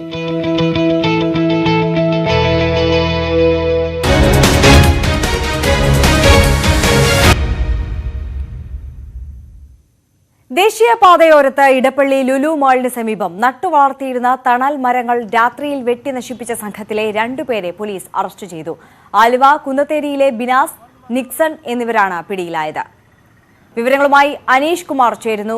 അനീഷ്, എന്തിനാണ് ഇവരിങ്ങനെ ഒരു കൃത്യം ചെയ്തത്? അത് പോലീസിനോട് പറഞ്ഞിട്ടുണ്ടോ? എന്തൊക്കെയാണ് വിവരങ്ങൾ? എന്തായാലും ഈ മനുഷ്യർക്കെതിരായ കുറ്റകൃത്യങ്ങളും മറ്റു സാമ്പത്തിക കുറ്റകൃത്യങ്ങളും ഒക്കെ പതിവായ കൊച്ചിയിൽ ഇത്തരത്തിൽ ഇതുമായി ബന്ധപ്പെട്ട തെളിവെടുപ്പുകളും ഒക്കെ പതിവാണ്. എന്നാൽ 5 മരങ്ങൾ വെട്ടിയ കുറ്റത്തിന് 2 പേരെ തെളിവെടുപ്പിന് വിധേയമാക്കുന്ന ദൃശ്യങ്ങളാണ് നമ്മൾ കണ്ടുകൊണ്ടിരിക്കുന്നത്. ഡിസംബർ 30-നാണ് കേസിന് ആസ്പദമായ സംഭവം ഉണ്ടായത്. ഇടപ്പള്ളി ലുലുമാളിന് സമീപമുള്ള വഴിയോരത്ത് ഉള്ള 5 മരങ്ങളാണ് ഇവർ വെട്ടിമാറ്റിയത്. ഒരു പള്ളിയോട് സമീപമുള്ള മരങ്ങളാണ് വെട്ടിമാറ്റിയത്. ഇതേ തുടർന്ന് പിന്നീട് നാട്ടുകാർ പോലീസിനെ വിവരം അറിയിക്കുകയും പോലീസ് വളരെ വിശദമായ അന്വേഷണം ഇക്കാര്യത്തിൽ നടത്തുകയും ചെയ്തു. സ്ഥലത്തെ CCTV ദൃശ്യങ്ങളും മറ്റുമൊക്കെ പരിശോധിച്ചതിൽ നിന്നാണ് ആലുവ സ്വദേശികളായ ബിനാസും ഒപ്പം നിക്സൺ എന്നിവരാണ് ഈ കുറ്റകൃത്യത്തിന് പിന്നിലെന്ന് കണ്ടെത്തുകയും ഇവരെ അറസ്റ്റ് ചെയ്യുകയും ചെയ്തിരിക്കുന്നത്. ഇവരെ അല്പസമയം മുമ്പ് സ്ഥലത്തെത്തി തെളിവെടുപ്പ് നടത്തി. അവർ നാട്ടുകാരടക്കം വലിയ രോഷാകുലരായാണ് ഈ പ്രതികളോട് പെരുമാറിയതെന്ന് നമുക്ക് കാണാൻ കഴിയും. പ്രതികളെ കൊണ്ട് പുതിയ മരങ്ങൾ നടിയിക്കണമെന്ന ആവശ്യവും ഈ നാട്ടുകാർ മുന്നോട്ട് വെച്ചെങ്കിലും ഈ പ്രതികൾ ഇപ്പോൾ കസ്റ്റഡിയിലുള്ള ആളുകളായതിനാൽ അവരെ കൊണ്ട് അത്തരത്തിലുള്ള കൃത്യങ്ങൾ ചെയ്യിക്കാൻ കഴിയില്ല എന്ന് പോലീസ് അറിയിക്കുകയാണ്. ഇപ്പോഴും കൃത്യമായി എന്തിനാണ് മരങ്ങൾ വെട്ടിയത് എന്ന് സംബന്ധിച്ച ഒരു കൃത്യമായ വിശദീകരണം പോലീസിനോട് ഇവർ നൽകിയിട്ടില്ല എന്നാണ് അറിയാൻ കഴിയുന്നത്. സമീപത്തുള്ള പള്ളിക്ക് മറയാകുമെന്ന കാരണത്താലാണെന്ന് ഒരു ഭാഗം പറയുന്നു. എന്നാൽ മറുവശത്തുള്ള ചില സിനിമ പരസ്യങ്ങളും മറ്റും കാണാതെ തടസ്സപ്പെടുത്തുന്നു, അതിനാണ് എന്ന ഒരു വാദവുമുണ്ട്. എന്തായാലും ജാമ്യം ലഭിക്കുന്ന വകുപ്പുകൾ പ്രകാരമല്ല ഇപ്പോൾ കേസെടുത്തിരിക്കുന്നതെന്നാണ് പോലീസ് പറയുന്നത്. പ്രതികളെ റിമാൻഡ് ചെയ്യും എന്നാണ് അറിയിച്ചിരിക്കുന്നത്. പൊതുമുതൽ നശിപ്പിച്ചു എന്ന കുറ്റമാണ് ചുമത്തിയിരിക്കുന്നത്. വളരെ ശക്തമായ നടപടികൾ പ്രതികൾക്കെതിരെ ഉണ്ടാകും എന്നും പറയുന്നു. എന്തായാലും മുറിച്ചു മാറ്റിയ 5 മരങ്ങളുടെ സ്ഥാനത്ത് 50 മരങ്ങൾ വിവിധയിടങ്ങളിലായി നടുമെന്നാണ് ഇപ്പോൾ നാട്ടുകാർ അറിയിച്ചിരിക്കുന്നത്. ശരി, MS അനീഷ് കുമാറാണ് വിവരങ്ങൾ നൽകിയത്. കൊല്ലത്ത് ആളൊഴിഞ്ഞ റെയിൽവേ കെട്ടിടത്തിനുള്ളിൽ യുവതിയുടെ മൃതദേഹം കണ്ടെത്തി. കേരളപുരം സ്വദേശി ഉമാപ്രസന്നനാണ് മരിച്ചത്. ഡിസംബർ 29 മുതൽ കാണാനില്ലായിരുന്നു. ഷാനോസ് ഡേവിഡ് നൽകും വിവരങ്ങൾ. ഷാനോസ്, എന്താണ് സംഭവം? ആര്യ, കൊല്ലത്തെ റെയിൽവേ സ്റ്റേഷൻ പരിസരത്ത് ആളൊഴിഞ്ഞ കുറെ അധികം കെട്ടിടങ്ങളുണ്ട്. അതിനകത്ത് ഒരു കെട്ടിടത്തിലായിരുന്നു ഇവരെ രാവിലെ മരിച്ച നിലയിൽ കണ്ടെത്തുന്നത്. ഉമാ പ്രസന്നൻ എന്നാണ് ഇവരുടെ പേര്. 32 വയസ്സുകാരിയാണ്. കഴിഞ്ഞ കുറെ നാളുകളായിട്ട് ലോട്ടറി വിൽപ്പനയും സൗന്ദര്യവർദ്ധക വസ്തുക്കളുടെ വിൽപ്പനയുമായിട്ട് കൊല്ലം നഗരത്തിലും മറ്റു ഭാഗത്തുമൊക്കെ ഉണ്ടായിരുന്നൊരു യുവതിയാണ്. കഴിഞ്ഞ 29-ന് കൊല്ലം ബീച്ചിലെത്തിയതായിട്ടാണ് അവസാന വിവരം. അന്ന് മുതൽ കാണാനില്ല എന്ന് കാണിച്ച് കുണ്ട്ര പോലീസിലെ വീട്ടുകാർ നേരത്തെ തന്നെ പരാതി നൽകിയിരുന്നു. അതിന്റെ ഭാഗമായിട്ട് അന്വേഷണം നടക്കുന്ന സമയത്താണ് ഇന്ന് രാവിലെ ഇവരുടെ മൃതദേഹം മരിച്ച നിലയിൽ ഇവരെ കണ്ടെത്തുന്നത്. ഇവര് കൊല്ലം കൊറ്റങ്കര ഭാഗത്ത് ഒരു വാടക താമസിക്കുകയാണ്. ഒരു 3 വർഷം മുമ്പാണ് ഇവരുടെ ഭർത്താവ് ബിജു എന്ന് പറഞ്ഞ ആള് മരിച്ചുപോയത്. അതിനുശേഷമാണ് ലോട്ടറി വിൽപ്പനയും സൗന്ദര്യവർദ്ധക വസ്തുക്കൾ വിൽപ്പനയുമായിട്ട് ഇവർ നഗരത്തിൽ ഫലഭാഗത്ത് ഉണ്ടായിരുന്നത്. ഈ വിൽപ്പനയുമായി ബന്ധപ്പെട്ട് ചില സമയങ്ങളിൽ വീട്ടിൽ വൈകി എത്താറുണ്ട്.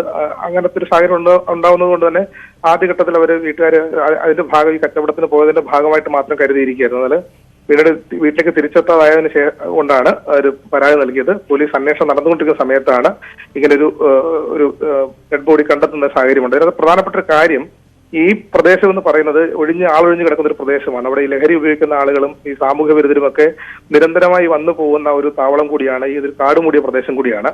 അപ്പം അവിടെ മരിച്ച നിലയിൽ കാണുന്നു. പോലീസ് എന്തായാലും കൊലപാതകമാണോ എന്നൊരു സംശയം പോലീസിന് സ്വാഭാവികം ഉണ്ടായിട്ടുണ്ട്. അതുകൊണ്ട് പോലീസ് അന്വേഷണം ആരംഭിച്ചിട്ടുണ്ട്. രാവിലെ അവിടെ എത്തിയ ചില ആളുകളാണ് മൃതദേഹം കണ്ട് അങ്ങനെ പോലീസിനെ അറിയിക്കുന്ന സാഹചര്യം ഉണ്ടായത്. ആര്യ. ശരി ഷാനോസ്.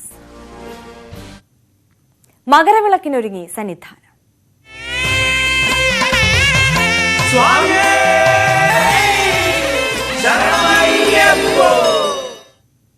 സന്നിധാനത്ത് വൻ ഭക്തജന പ്രവാഹം. രാവിലെ മുതൽ മണിക്കൂറുകൾ ക്യൂവിൽ നിന്നാണ് ദർശനം നടത്തുന്നത്. പമ്പയിൽ നിന്നും സന്നിധാനം വരെ ഭക്തരെ നിയന്ത്രിച്ചാണ് മല കയറ്റുന്നത്. ശശിനാരായണൻ നൽകും കൂടുതൽ വിവരങ്ങൾ. ശശിനാരായണൻ, വളരെ വലിയ ഭക്തജന പ്രവാഹമാണല്ലേ ഇന്നും സന്നിധാനത്ത്? രാവിലെ മുതൽ തുടങ്ങിയ തിരക്ക് സന്നിധാനത്ത് ഇപ്പോഴും തുടരുകയാണ്. ഞാനിപ്പോൾ നിൽക്കുന്നത് മാളികപ്പുറം ക്ഷേത്രത്തിലാണ്. ഇവിടെയും വലിയൊരു ഭക്തരുടെ തിരക്ക് നമുക്ക് കാണാൻ കഴിയും. സന്നിധാനത്തെ നടപ്പന്തലിലും അതുപോലെ തന്നെ ഫ്ലൈ ഓവറിലും മാളികപ്പുറത്തെ ക്ഷേത്രത്തിലുമൊക്കെ സമാനമായ രീതിയിൽ തുടർച്ചയായ ദിവസങ്ങളിൽ ഒരു വലിയ തിരക്ക് ഭക്തരുടെ അനുഭവപ്പെടുന്നു. മണ്ഡലം മകരവിളക്ക് കാലവുമായി ബന്ധപ്പെട്ടുള്ള തീർത്ഥാടകരുടെ തിരക്കാണ് ഇപ്പോൾ ഈ സന്നിധാനത്ത് അനുഭവപ്പെടുന്നത്. ഇതിൽ ഭൂരിഭാഗം പേരും ഇതര സംസ്ഥാനത്ത് നിന്ന് തീർത്ഥാടകരാണ്. അതുകൊണ്ട് തന്നെ കാൽനടയായും ഒപ്പം പമ്പയിൽ നിന്നും ഒക്കെ ഉള്ള വഴികളിലൂടെ വിവിധ സ്ഥലങ്ങളിലൂടെ ഇപ്പോൾ തീർത്ഥാടകർ സന്നിധാനത്ത് എത്തിച്ചേരുന്നുണ്ട്. 14-ാം തീയതിയാണ് മകരവിളക്കിന് മുന്നോടിയായി സന്നിധാനത്ത് എത്തിയ തീർത്ഥാടകർ പലരും ഇപ്പോൾ ആ തീർത്ഥാടകരിൽ പലരും ഇപ്പോൾ സന്നിധാനത്ത് തന്നെ ക്യാമ്പ് ചെയ്യുന്നൊരു സാഹചര്യം കൂടിയുണ്ട്. അത് തിരക്ക് വർദ്ധിക്കാനൊരു സാഹചര്യം ഉണ്ടായിട്ടുണ്ടെന്നുള്ളതാണ് ഇപ്പോൾ പോലീസ് നൽകുന്ന വിവരം. എന്തായാലും 89,791 പേരാണ് ഇന്ന് ബുക്ക് ചെയ്തിട്ടുള്ളത്. ആ തീർത്ഥാടകർ ഭൂരിഭാഗം പേരും ഇന്ന് സന്നിധാനത്ത് എത്തുന്നതോടുകൂടി വലിയ ഒരു തിരക്ക് അനുഭവപ്പെടാൻ സാധ്യതയുണ്ട്. വൈകിട്ട് ഹരിവരാസനടക്കം വലിയ തിരക്കാണ് അനുഭവപ്പെടുന്നത്. ദർശനം നടത്തുന്ന ആ തീർത്ഥാടകർ മലയിറങ്ങാത്തതും ഒപ്പം സിവിൽ ദർശനം, അതായത് ദർശനം കഴിഞ്ഞ ശേഷവും ദർശനം കഴിഞ്ഞ ശേഷവും തീർത്ഥാടകർ സന്നിധാനത്ത് തങ്ങുന്നതുമാണ് ഇത്തരത്തിലൊരു തിരക്കിനുള്ള കാരണം. എന്തായാലും വരും ദിവസങ്ങളിലും ഈ തിരക്ക് തുടരാൻ സാധ്യത. കാരണം 10 ദിവസവും സമാനമായ രീതിയിൽ 1,00,000 തീർത്ഥാടകരാണ് ഓരോ ദിവസവും ബുക്ക് ചെയ്തിട്ടുള്ളത്. അതുകൊണ്ട് തന്നെ വരും ദിവസങ്ങളിലും ഈ 14-ാം തീയതി വരെ മകരവിളക്ക് ദിവസം വരെ സന്നിധാനത്ത് ഇത്തരത്തിലൊരു വലിയ തിരക്ക് ഉണ്ടാകാനാണ് സാധ്യത. ശരി, ശശിനാരായണനാണ് വിവരങ്ങൾ പങ്കുവച്ചത്. സന്നിധാനത്ത് തിരക്ക് വർദ്ധിക്കുമ്പോൾ വിരിവയ്ക്കാനും വിശ്രമിക്കാനും സൗകര്യമില്ലാതെ തീർത്ഥാടകർ. മേൽക്കൂരയില്ലാത്ത വിശ്രമ കേന്ദ്രങ്ങളിലാണ് കനത്ത വെയിലിലും കുട്ടികളും മുതിർന്നവരും അടക്കമുള്ളവർ വിശ്രമിക്കുന്നത്. മേൽക്കൂരയില്ലാത്ത സന്നിധാനത്തെ വിശ്രമ കേന്ദ്രത്തിലാണ് രാത്രിയും പകലും ഇതര സംസ്ഥാന തീർത്ഥാടകർ ഏറെയും വിശ്രമിക്കുന്നത്. പകൽ സമയത്തെ കനത്ത ചൂടിൽ ഈ ഷെഡുകളുടെ വിശ്രമം ദുരിതപൂർണമാണ്. കുട്ടികളും മുതിർന്നവരും അടങ്ങുന്ന തീർത്ഥാടകരാണ് விரிவைக்கானும் விசிரமிக்கானும் மார்க்கமில்லாதே புத்திமுட்டுருந்தா. சற்று இருந்தா கொஞ்சம் ஓய்வு எடுத்துட்டு போக கொஞ்சம் நல்லா இருக்கும். ஏன்னா நாங்க நெய் இதெல்லாம் உடைச்சு தேங்காய் சாமி பார்க்க கொஞ்சம் பார்த்துட்டு போக கரெக்டா இருக்கும். அதனால சற்று இருந்தா சின்ன பிள்ளையெல்லாம் வச்சு இல்லைன்னா இப்ப அவசரமா போக வேண்டிய சூழ்நிலை இருக்கு. കാൽനടയായി എത്തുന്ന തീർത്ഥാടകരാണ് സ്ഥലപരിമിതി മൂലം ഓപ്പൺ വിശ്രമ കേന്ദ്രത്തിൽ വിശ്രമിക്കുന്നത്. ഗ്രീൻ ഷെയ്ഡ് നെറ്റുകൾക്ക് പകരം ടിൻ ഷീറ്റുകൾ സ്ഥാപിച്ചാൽ പ്രശ്നം ഒരു പരിധിവരെ പരിഹരിക്കാമെന്നിരിക്കെയാണ് தேவசம் போர்டிന്റെ ഈ அவகணன. இந்த இடத்துல வெயிலுக்கு தகர ஷாப்பு சிமெண்ட் ஷாப் போட்டால் நல்லா இருக்குங்க. வர்ற சாய்மார்களுக்கு உட்காந்து தங்கி போகிறது கொஞ்சம் வசதியாக இருக்கும். മകരവിളക്ക് തീർത്ഥാടനത്തിനുള്ള തിരക്ക് ഏറിയതോടെ അടിസ്ഥാന സൗകര്യമില്ലായ്മ മൂലമുള്ള ദുരിതം വർദ്ധിക്കുകയാണ്. 100 കണക്കിന് ഇതര സംസ്ഥാന തീർത്ഥാടകരാണ് ഇത്തരത്തിൽ വിരിവെക്കാൻ സൗകര്യമില്ലാതെ സന്നിധാനത്ത് കഷ്ടപ്പെടുന്നത്. പരിഹാരം കാണേണ്ടത് ദേവസ്വം ബോർഡാണ്. സന്നിധാനത്ത് നിന്നും ക്യാമറമാൻ ശിവപ്രസാദിനോടൊപ്പം ശശി നാരായണൻ, ന്യൂസ് 18. പ്രകൃതി ഒരുക്കിയ മനോഹര ദൃശ്യങ്ങളാൽ ശ്രദ്ധേയമാണ് ശബരിമല പൂങ്കാവനവും ചുറ്റുമുള്ള പ്രദേശങ്ങളും. എന്നാൽ ഇതിൽ നിന്ന് ആരെയും ആകർഷിക്കുന്ന പ്രദേശങ്ങളിലൊന്നാണ് അയ്യപ്പന്മാരുടെ പരമ്പരാഗത പാതയായ പുൽമേട്ടിലൂടെയുള്ള യാത്രകളും കാഴ്ചകളും. ക്യാമറാമാൻ വിനോദ് കുമാർ പകർത്തിയ ദൃശ്യങ്ങളിലേക്ക്.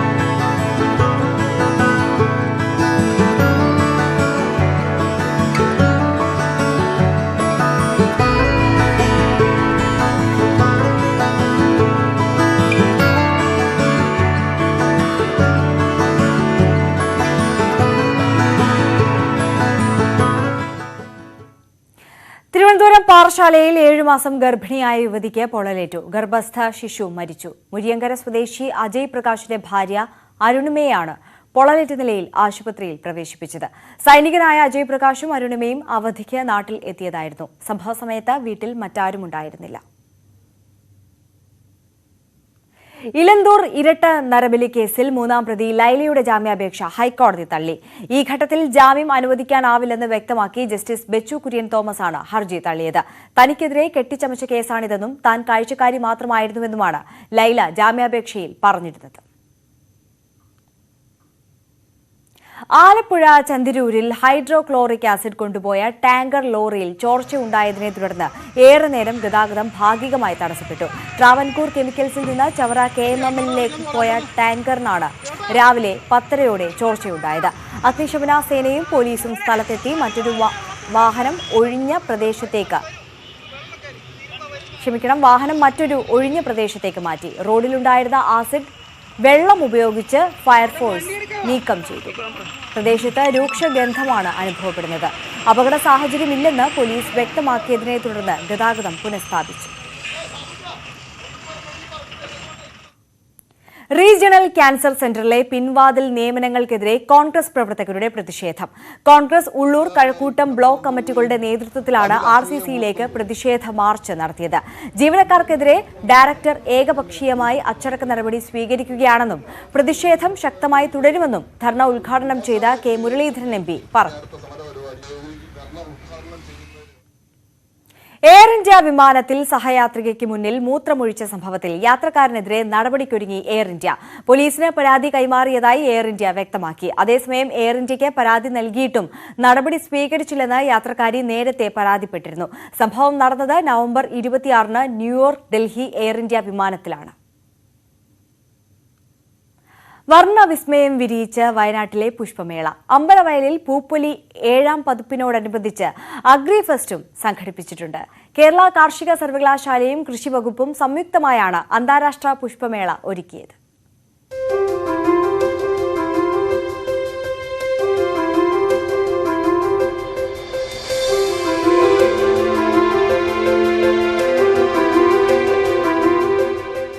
മനം നിറയ്ക്കുന്ന പൂമണം, മനം വഹിക്കുന്ന വർണ്ണജാലം. മലയോര മേഖലയിലെ പൂക്കൃഷിയുടെ സാധ്യതകൾ പ്രയോജനപ്പെടുത്തുകയാണ് ഈ മേള. മേഖലയുമായി ബന്ധപ്പെട്ട കർഷകർക്കും ശാസ്ത്രജ്ഞർക്കും സംരംഭകർക്കും സാങ്കേതിക വിജ്ഞാനവും പുത്തൻ ആശയങ്ങളും ലഭ്യമാക്കാൻ കൂടി മേള ലക്ഷ്യമിടുന്നുണ്ട്. തീർച്ചയായിട്ടും ഈ വർഷം നമ്മൾ കുറഞ്ഞത് 5 ലക്ഷം പേരെങ്കിലും ഈ 15 ദിവസം കൊണ്ട് തന്നെ ഈ പൂപ്പൊലി കാണുമെന്നാണ് നമ്മുടെ പ്രതീക്ഷ. അതിലേക്ക് വേണ്ടിയിട്ട് നമുക്ക് അറിയാം, ചെടികളുടെ വൈവിധ്യം വളരെ കൂടുതലാണ്. പൂക്കൃഷിക്ക് ഏറ്റവും കൂടുതൽ പ്രാധാന്യം കൊടുത്തുകൊണ്ടാണ് നമ്മുടെ ഈ പൂപ്പൊലി ഇവിടെ നടത്തപ്പെടുന്നത്. ഹൈബ്രിഡ് ലിലിയം, ജർബറ ഉൾപ്പെടെ പൂക്കളുടെ വലിയ ശേഖരമാണ് പ്രദർശനത്തിലുള്ളത്. പുഷ്പമേളയിലേക്ക് സന്ദർശകർക്കെത്താൻ സമീപ ജില്ലകളിൽ നിന്ന് KSRTC പ്രത്യേക സർവീസുകളും ഏർപ്പെടുത്തിയിട്ടുണ്ട്.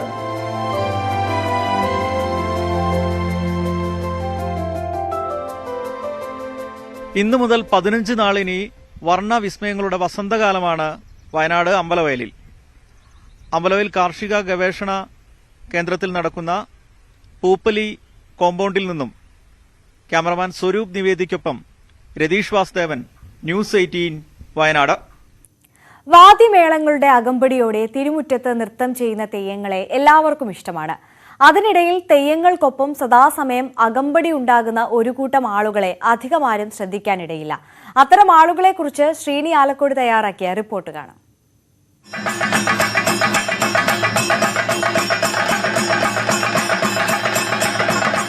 തിരുമുടി നിവരുന്നത് മുതൽ അഴിച്ചുമാറ്റുന്നതുവരെ ഇവർ ഒപ്പമുണ്ടാകും.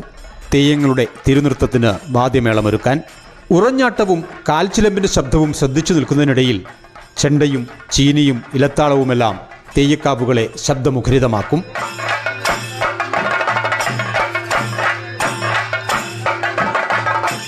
ഒരു കാവിൽ നിന്നും മറ്റൊരു കാവിലേക്കുള്ള ഇവരുടെ യാത്രയ്ക്ക് 2-3 ദിവസത്തിന്റെ ദൂരം മാത്രം.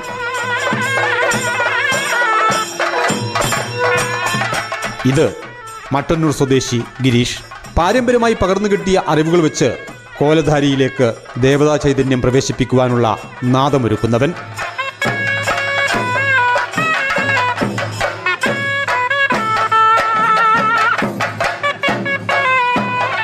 ഗിരീഷിനെ പോലെ ഒട്ടേറെ പേർ ഇത്തരത്തിൽ വാദ്യോപകരണങ്ങളുമായി തെയ്യക്കാവുകളിലുണ്ടാകും. ശാസ്ത്രീയമായി പഠിച്ചിട്ടില്ലെങ്കിലും അവരെല്ലാം വാദ്യോപകരണങ്ങളിൽ നാദവിസ്മയം തീർക്കുന്നവർ തന്നെയാണ്. വാദ്യം, ഗീതം എന്നിവ ചേർന്നുള്ള അനുഷ്ഠാന നടന കലാരൂപമാണ് തെയ്യം. ചെണ്ട, ഇലത്താളം, ചീനിക്കുഴൽ തുടങ്ങിയ വാദ്യങ്ങളുടെ താളമേളങ്ങൾക്ക് അനുഗുണമായാണ് തെയ്യങ്ങളാടുന്നത്.